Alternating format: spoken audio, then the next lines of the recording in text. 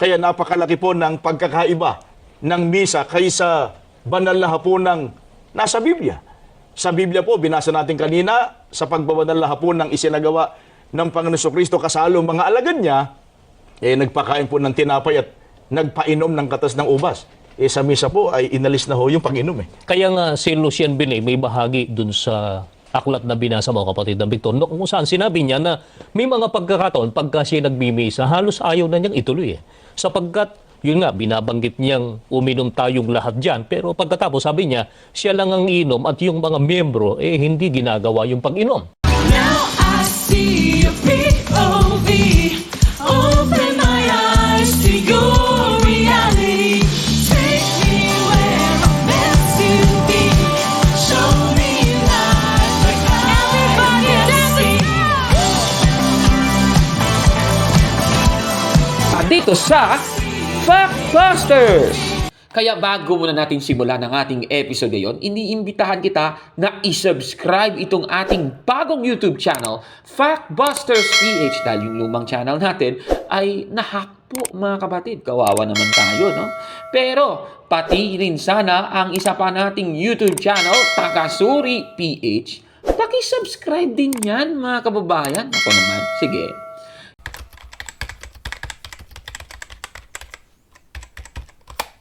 Magandang araw mga kapatid and welcome na naman sa isang bagong episode ng Factbusters PH. Sa Juan 6:51 mga kapatid, ang sabi po dito, ang sino mang makakain ng tinapay na ito ay mabubuhay magpakailanman. At yung tinapay na tinutukoy, ito po yung tinapay na buhay na bumaba mula sa langit. At alam naman natin, yan po ang ating Panginoong Jesucristo.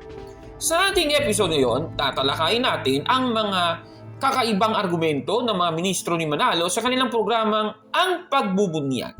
Isang lumang video mula sa Ang Pagbubunyag na ang host ay sina Edgar De Lazo at si Victor Sandoval ang ating tatalakayin. Ano ba ang mga buwelta ni na Edgar De Lazo at ni Victor Sandoval noon sa misa ng Iglesia Katolika? O heto, panoorin po natin. Pero meron silang iminamatoy dyan, kapatid na Victor. Ang sinasabi nila, yan daw misa sa Iglesia Katolika, yan din daw ang banal na hapunan na itinatag ng ating Panginoong Jesucristo. Kaya, para malaman natin, pagkumparahin natin, alamin muna natin yung banal na hapunan na itinatag ng Panginoong Jesucristo. Paano ba yung banal na hapunan na itinatag ng ating Panginoong Jesucristo? Mababasa po natin yan dito po sa aklat ng Mateo sa 26:26 hanggang 29. Ganito ang nakasulat sa Biblia, unawain po natin. Samantalang sila'y kumakain, dumampot ng tinapay si Jesus at matapos magpasalamat sa Diyos, kanyang pinagpira-piraso at ibinigay sa mga alagad. Kunin ninyo ito at kanin. Ito ang aking katawan, wika niya. Hinawakan niya ang saro, nagpasalamat sa Diyos at ibinigay sa kanila. Uminom kayong lahat nito, sabi niya. Sapagkat ito ang dugo ng tipan, ang aking dugo na mabubuhas dahil sa marami. Siya'y kapagpapatawad ng mga kasalanan.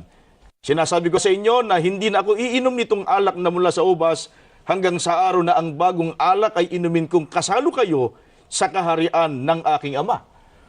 Pinatutunayan po dito sa mga talatang binasa natin na nang isagawa ng Panginoon Jesucristo ang banal na hapunan, kasalo niyang kanyang mga alagad ay isinagawa nila ang pagkain ng tinapay at ang pag-inom ng katas ng ubas. Kaya nga po, ganyan ang ginagawa natin pagka tayo ay nagsasagawa ng pagbabanal na hapunan. Sapagkat kung ano ang nakabatay sa Biblia. Pero hindi ganito ang ginagawa sa misa ngayon, kapatid na Edgar. Pero yun ang ini-insist nila, kapatid na Victor. Yun nga, yun daw misa ng Iglesia Katolika, yun din daw ang banal na hapunan. Pero diyan sa binasa mo, ang Panginoong Jesucristo nang itatagpo niyang banal na hapunan, merong pagkain ng tinapay at may pag-inom ng katas ng ubas. Kapatid na Victor, ano ba inalis ng mga Katoliko dun sa banal na hapunan na inyutos ng ating Panginoong Jesucristo? Inalis na ho nila yung pag-inom. At yan ay pinatutunayan po ng kanilang aklat. Ang babasahin natin ay Aklat Katoliko. Ang pamagat nito ay Siyang inyong pakinggan, ang Aral Katoliko. Dito po sa pahina 198, ganito ang ating mababasa sa kanilang aklat.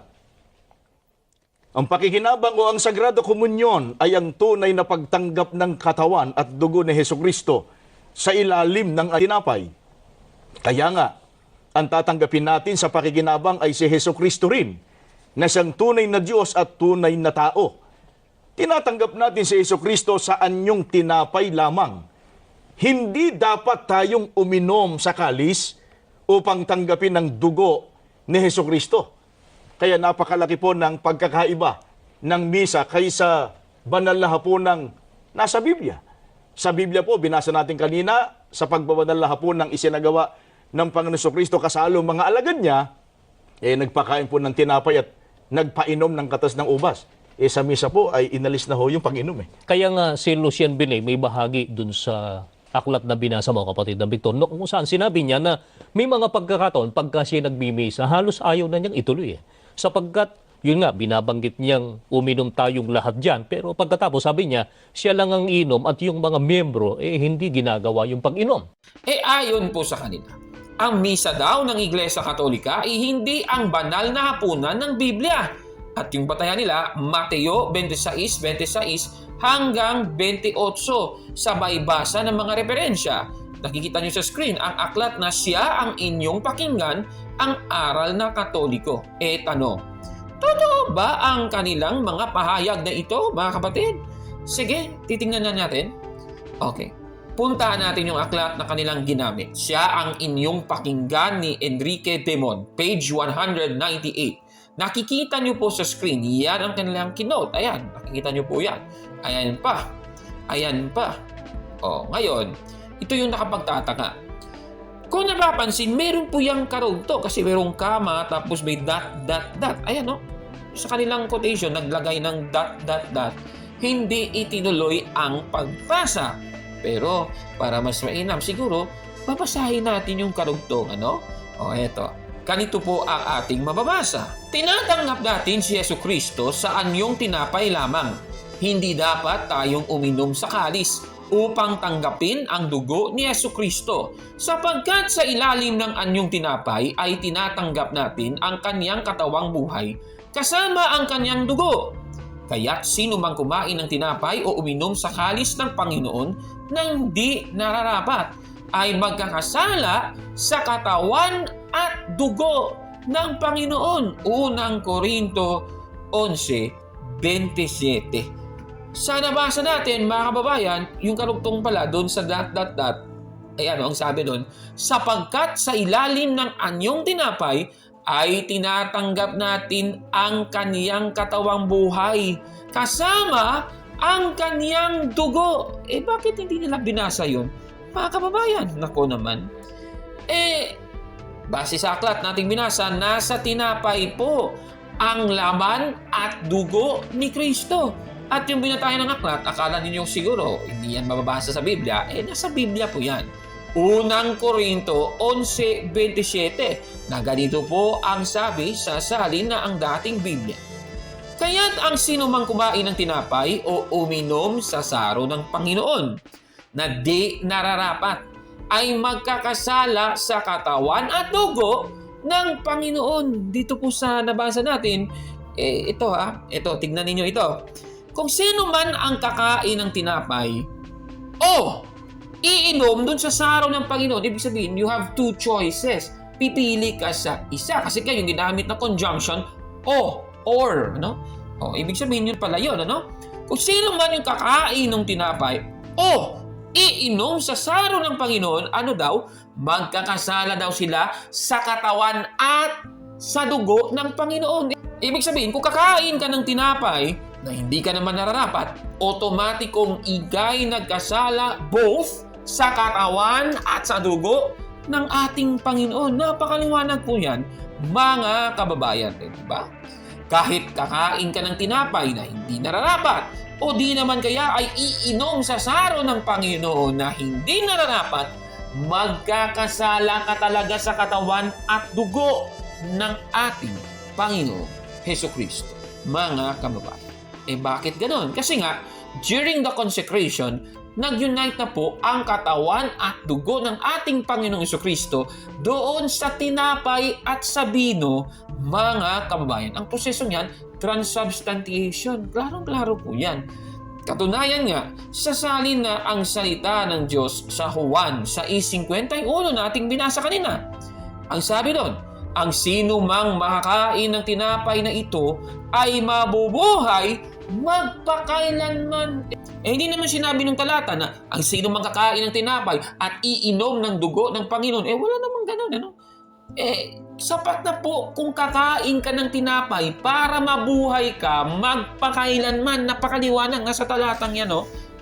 Nasa talata na po yan ng Biblia, mga kababayan. Katulayan nga, sa Gawa 27, ang ginawa nga ng mga apostol, nagpuputol-putol sila ng tinapay, mga kababayan. Hindi naman sinabi, puputol-putol ng tinapay at nang-iinom ng vino. Wala namang gano'n, ano? Ang sabi, nagpuputol-putol sila ng tinapay. Kasi nga, enough na po yan. Nandyan na ang katawan at dugo ng ating Panginoong Hesukristo. So, ibig sabihin nito, ipinapahiwatig po ng mga talatang ito na sapat na po ang tinapay dahil nandito na ang katawan at dugo ni Kristo. At yan ang aral ng Iglesia Katolika, Catechism of the Catholic Church, paragraph 1413. Ganito po ang sabi. By the consecration, the transubstantiation of the bread and wine into the body and blood of Christ is brought about. Klarong-klaro. At ano po ba itong consecrated species na ito? Ang sabi dito, under the consecrated species of bread and wine, Christ Himself, living and glorious, is present in a true, real, and substantial manner, His body and His blood, with His soul and His divinity. Napakaliwanag po, mga kababayan. Klarong-klarong sabi that during the transubstantiation process, ang tinapay at ang alak ay naging katawan at dugo ng ating Panginoong Hesukristo. Mga kababayan. Kaya itong pahayag ng dalawang ministrong ito, Kaya napakalaki po ng pagkakaiba ng misa kaysa banal na hapunang nasa Biblia. Sa Biblia po, binasa natin kanina, sa pagbabanal na hapunang isinagawa ng Panginoon Hesukristo kasalo mga alagad niya, nagpakain po ng tinapay at nagpainom ng katas ng ubas. Sa misa po ay inalis na ho yung pag-inom. ang masasabi ni Kapor, no? Pasted, yan, mali yan. Ako naman. Ano ba ang mga buwelta nung dalawang ministrong ito sa misa ng Iglesia Katolika? O eto, pakinggan natin. Pero tinatanggap po ba mga kaibigan na nung una nagpapakain at nagpapainom sa banal na hapunan na kung tawagin po nila ay komunyon? Panoorin po natin ito.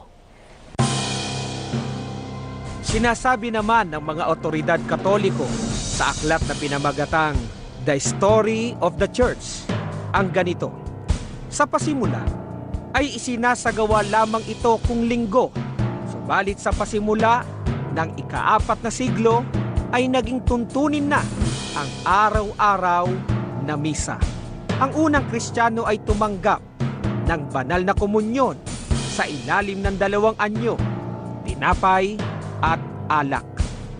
At sa aklat na pinamagatang The Question Box na isinulat ng isang paring Katoliko na si Bertrand Conway ay ganito ang kanyang pahayag.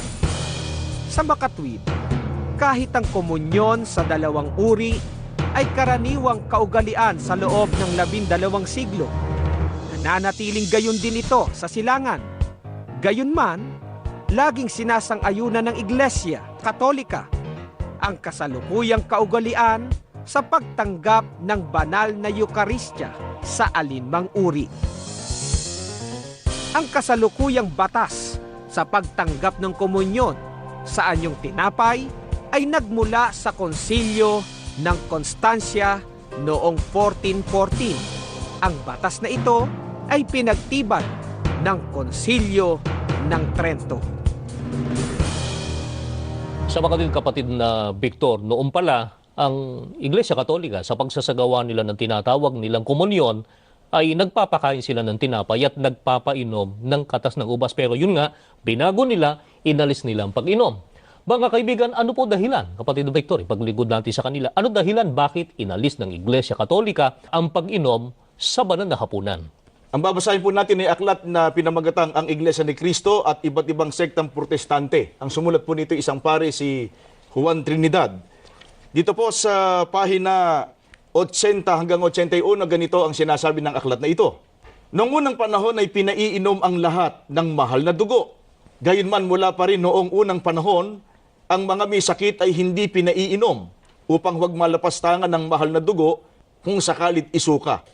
Nagdaan ng panahon, kumapal ang mga Kristiyano, hindi kakaunti ang nangaririmarim na uminom sa pinag-inuman ng 50 o 100 tao. Umaasim ang alak kung hindi agad na uubos. Madaling makasagap ng pagkahawa ng sakit, kaya't pinayagan ng Santa Iglesia na matanggap ang komunyon sa pamamagitan ng mahal na hostya lamang. Dumating ang mga herehe na nangagsisigaw na hindi maaaring gawin ang ganitong bagay na ito'y labag sa utos ng Diyos. Na ang Santa Iglesia ay nabubulusok sa kasalanan. Kaya't upang ipakilala ng Santa Iglesia sa mga herehe na ang Santa Iglesia ay hindi maaaring magkamali sa anumang itinuturo tungkol sa ikabubuti ng ating kaluluwa, ay ipinag-utos na huwag nang tanggapin ang komunyon, kundi sa pamamagitan ng mahal na ostya lamang. Ang dahilan pala kaya inalis ng Iglesia Katolika ang pag-inom sa banal na hapunan ay dahil noon daw kumapal ang mga Kristiyano, hindi kakaunti ang nangaririma uminom sa pinag-inuman ng 50 o 100 tao. Dahil sa umaasin daw ang alak kung hindi agad maubos, madali rin makasagap ng pagkahawa ng sakit. Kaya't pinayagan na ng Santa Iglesia na matanggap ang komunyon sa pamamagitan ng mahal na ostya lamang. Kaya yung pag-aalis nila, kapatid na Edgar, ng pag-inom sa banal na hapunan ay napakalaking kalapastanganan sa Panginoon Diyos sapagkat hindi nila isinaalang-alang ang sinasabi ng Biblia. Kaya sa halip na solusyonan nila, lunasan yung problema na nakita nila, ang ginawa nila, inalis yung pag-inom, binawasan ang utos ng Panginoon Diyos. Mga kaibigan, ano kaya ang parusang igagawa ng Panginoon Diyos doon sa mag-aalis, doon sa magbabawas sa kanyang mga salita? Babasahin natin ang pasya ng ating Panginoon Diyos. Dito po sa aklat ng Apokalipsis 22:18 hanggang 19. Ganito po ang itinuturo sa atin ng banal na kasulatan. Aking sinasaksihan sa bawat taong nakikinig sa mga salita ng hula ng aklat na ito. Kung ang sino man ay magdagdag sa mga ito, ay daragdagan siya ng Diyos ng mga salot na nakasulat sa aklat na ito. At kung ang sino man ay mag-alis sa mga salita ng aklat ng hulang ito, ay aalisin ng Diyos ang kanyang bahagi sa punong kahoy ng buhay at sa bayang banal na nakasulat sa aklat na ito. Yan po ang pasya ng ating Panginoon Diyos. Sa sino mang magdaragdag o mag-aalis sa kanyang mga salita, hindi po sila maliligtas. At kaya natin inihahayag ang katotohanan ng ito. Dahil sa kapatid na Edgar, wala naman sigurong papayag na yung paglilingkod ng tao ay humantong lang sa kaparusahan. Totoo yung kapatid na Victor. Pero hanggat ang tao, ito dapat na maunawang po ninyo, hanggat ang relihiyon na kinaaniban ng isang tao ay nasa kalagayang binabago yung araw ng Diyos, may inaalis o kaya ibinabawas o idinaragdag sa mga salita ng Panginoon Diyos, tapos na po yung pasya niya. Hindi po sila maliligtas. Ayan, so napanood po natin muli si Edgar de Lazo at si Victor Sando. At ayon sa kanila, ang hindi pag-inom ng alak sa misa ng Iglesia Katolika ay lumalabag daw sa nakasulat sa Biblia. Isang talata daw yun, Apokalipsis 22:18 hanggang 19. Kasi nga, yung paraan ng pagmimisa sa Biblia ay binago daw yung ibang mga detalye ng Iglesia Katolika at yan ay mababasa sa iba't ibang aklat. Kagaya nitong The Story of the Church ni George Johnson na kanilang kinote kanina, pati yung aklat na The Question Box ni Bertrand Conway. Ayan, nakikita nyo sa screen. At binasa din nila ang aklat na ang Iglesia ni Cristo at iba't ibang sektang protestante ni Juan Trinidad. Nakikita nyo po yung mga quotation sa inyong mga screen. Ayan. Mula po sa tatlong aklat na kanilang binasa at yung kanilang argumento, ang tanong, totoo ba ang kanilang mga sinasabi? Sige nga, tingnan nyo natin. Ang gagawin natin mga kapatid para masagot ang kanilang akusasyon ay pabasahin natin yung aklat na kanilang binasa. Yung The Story of the Church na isinulat ni na George Johnson, page 49. Yung ating ipapakita ay 1935 edition na may nihil obstat ni Arthur Scanlan at imprimatur ni Patrick Cardinal Hayes. Nakikita nyo ngayon sa screen, yan ang kanilang keynote. Ayan, no? Yan. So, existing talaga yan. Pero siguro ang mas mainam, itataas natin para malaman ang buong konteksto. Sige, ganito pong sabi doon. Hanggang sa katapusan ng unang siglo, ang Eukaristiya ay ginaganap sa gabi, kasabay ng isang hapunan na kilala bilang agape o ang piging ng pag-ibig. Kalaunan, naging kaugalian na ang pagdaraos ng Eukaristikong serbisyo sa umaga. Noong una, ito ay nagaganap lamang tuwing linggo. Ngunit sa simula ng ika-4 na siglo, ang araw-araw na misa ay naging tuntunin. Ang mga unang Kristiyano ay tumanggap ng banal na komunyon sa parehong anyo, tinapay at alak. Sa ating mga nabasa dito sa aklat na ito, wala naman tayong problema. Tuwing linggo po, sila po ay nagko-komunyon. Meron pong misa, mga kababayan. Kagaya ng nasa Gawa 27, ang pagpuputol-putol ng tinapay ay ginawa ng mga unang Kristiyano sa unang araw ng sanglinggo. Okay naman yun. Biblical naman yung sinabi ng aklat. Ngayon, puntahan natin yung aklat na kanila ring kinota, yung ang Iglesia ni Cristo at iba't ibang sektang protestante ni Juan Trinidad sa page 80. Ito po yung kinote nila. Nakikita nyo sa screen. Ayan. Ngayon, kung nakikita ninyo, meron po silang iniwasan. Ewan ko lang kung napansin nyo kanina. Ipapakita ko po. Sige. So, yun ang mga binasa nila. Ayan. Tingnan ninyo mga kapatid. Ayan. So, dito, meron pong ... Itong kanilang quotation na ipinakita sa screen. Pagkatapos, tingnan ninyo, after nitong slide na to ay merong sinasabing nagdaan ang panahon, kumapal ang mga Kristiyano. O yan ha. So, tingnan ninyo ha. So, doon sa ... Ayan, ipakita ko po sa inyo. Upang huwag malapastangan ang mahal na dugo kung sakalit isuka. Ayan, may ... Pero, ang karugtong ba ay itong salitang nagdaan? Hindi naman ito po yung portion na hindi nila binasa. At babasahin natin sa inyo yung hindi nila binasa. Itong ugaling ito ay pinayagan ng Santa Iglesia dahil sa ang ating Panginoong Jesucristo ay buong nasa mahal na hostya at buong nasa kalis. Kaya't kahit ang mahal na hostya lamang ang tinatanggap ay buo ring tinatanggap ng ating Panginoong Jesucristo, katawan, dugo, kaluluwa at pagka-Diyos. At meron siyang sinight na talata. At yan ay nasa Juan 6:51. Ayan ang sino mang makakain ng tinapay na ito ay mabubuhay magpakailanman. Yan pala ang rason kung bakit may mga pagbabago sa misa. Itong fundamental concept na ito, hindi ito nagbago mga kababayan. Klaro naman po yan. At ang ating gustong i-drive dito, sapat na po yung pagkain ng tinapay para mabuhay ka magpakailanman dahil ito mismo ay ang laman ng ating Panginoon Jesucristo, mga kababayan. Ngayon, doon sa kanilang issue na kesyo sa history ng misa, may pagbabago daw. Noon daw, every Sunday, noong 4th century, base din sa aklat na the story of the church ay naging araw-araw.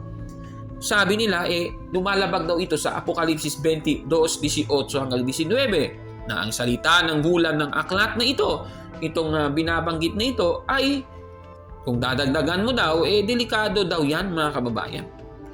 Pero tanong, ano ba ang aklat na tinutukoy sa Apokalipsis 22:18 hanggang 19? Siguro Biblia rin ang sasagot, Babasahin natin ang Apokalipsis 1:1 hanggang 3. Anong aklat ba ang tinutukoy? Ganito po ang ating makas. Ang Apokalipsis ni Jesucristo na ibinigay ng Diyos sa Kanya upang ipahayag sa Kanyang mga alipin. Sa makatwid ay ang mga bagay na nararapat mangyaring madali. At Kanyang ipinadala at ipinaalam sa pamamagitan ng Kanyang anghel sa Kanyang alipin na si Juan, na sumaksi sa salita ng Diyos at sa patutuo ni Jesucristo sa lahat ng mga bagay na nakita niya. Mapalad ang bumabasa at ang nangakikinig ng mga salita ng hula at tumutupad ng mga bagay na nangasusulat doon, sapagkat ang panahoy malapit na.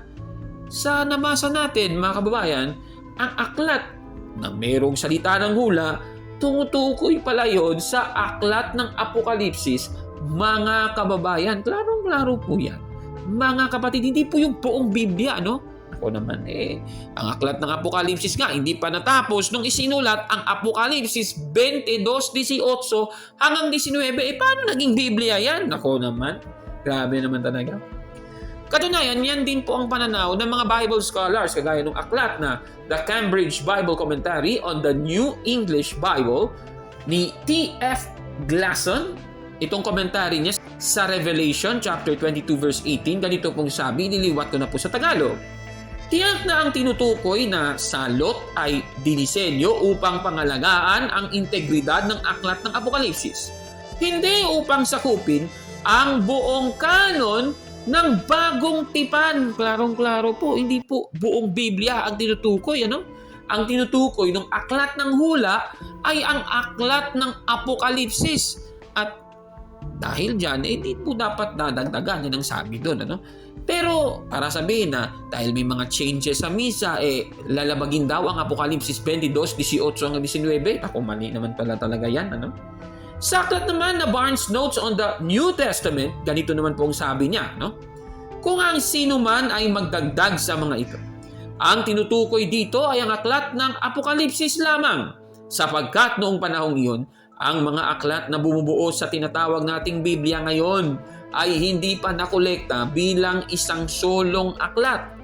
Ang talatang ito sa makatwid ay hindi dapat gamitin bilang pangtukoy sa buong banal na kasulatan. Napakaliwanag ng ating nabasa, mga kababayan. Ibig pong sabihin, hindi po magagamit ang Apokalipsis 22:18 hanggang 19 para sabihin mali ang Iglesia Katolika, mga kababayan.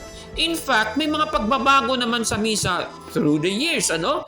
Dahil inalaw ng Diyos yan. Mateo 16:19. Ang sabi ng talata, ibibigay ko sa iyo ang mga susi ng kaharian ng langit at anuman, ulitin natin, ano?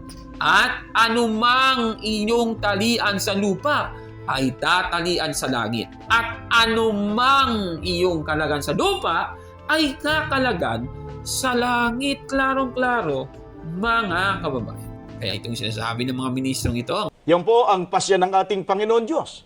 Sa sino mang magdaragdag o mag-aalis sa kanyang mga salita, hindi po sila maliligtas. At kaya natin inihahayag ang katotohanan ng ito.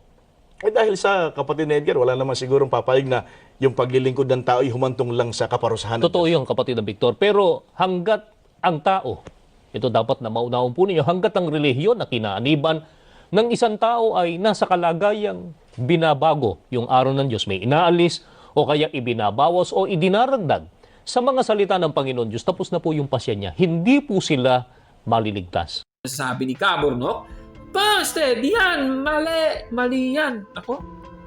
Kaya ikaw na nanonood ngayon, iniimbitahan kita tanggapin ang katawan ng ating Panginoong Jesucristo sa misa, mga kababayan. Bakit? Juan 6:51 na nagsasabi, ang sino mang makakain ng tinapay na ito ay mabubuhay magpakailanman, mga kababayan. Ano pong masasabi ninyo sa ating episode ngayon? Paki-comment po sa baba, mga kapatid. At kung like mo ang video na ito, paki-smash ng like button at mag-subscribe sa ating YouTube channel, Factbusters PH. Kaya huwag maniwala sa sabi-sabi. check mo na kung fact nga talaga. Hanggang sa susunod na episode, ako po si Cabur. At ito ang Factbusters! Mga kapatid, magandang araw po at kapayapaan ay maghari sa ating isipan at sa ating puso. At follow and subscribe Factbuster PH at The Beloved Catholic sa Facebook page ni Caburnok. At abangan nyo si Caburnok, no?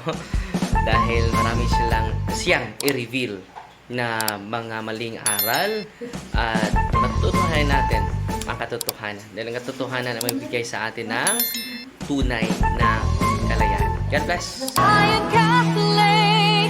I am